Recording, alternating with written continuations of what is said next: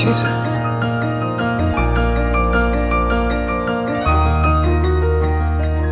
ये सूरज से भी कह दो कि अपनी आग बुझा के करे।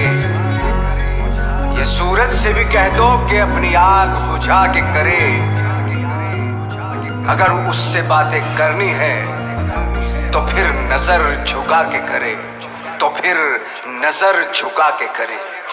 तारे उसके हाथ में होने ही चाहिए, जुगनू उसके साथ में सोने ही चाहिए।